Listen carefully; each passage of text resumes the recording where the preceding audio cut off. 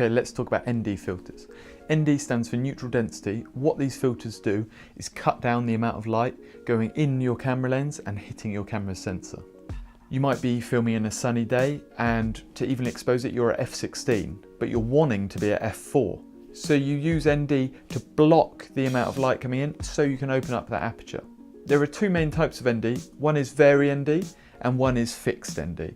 So fixed ND is often denoted in one of two ways, which is either by a fraction, so quarter, eighth, 1/16, etc. The other is in decimals, so 0.3, 0.6, 0.9. The other type of ND is vari ND. Often these are when you're shooting on a DSLR and you're screwing it onto a lens, and you can just rotate it to strengthen it or weaken it. This is really useful for run and gun sort of stuff, but mostly for professional purposes you'll want higher quality ND, and actually often the fixed ND will give you that. Also, when you're dealing with cinema cameras and proper rigs, you're going to have a matte box, you're going to have filter trays, so you need the 4x4 fixed NDs just to slot in, and you can stack them up if you need to, or just use one. A couple of things to keep in mind when buying an ND filter is make sure you get a high quality one.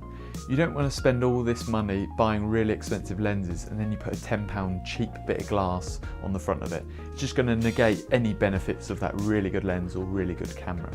Another thing when buying an ND filter which screws onto the end of your lens, buy one that's very big.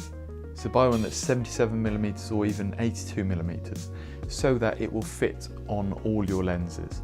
There'll be nothing worse than buying a really good one for several £100s which fits on your lens, which has a filter thread of 58mm, and then you realise the next lens you buy is 72mm filter thread, and suddenly you have to spend another few £100s to get one for that. So I recommend getting a bigger one, buying some step down rings and just using those. Then you can use one really good ND filter across all your photo and video lenses.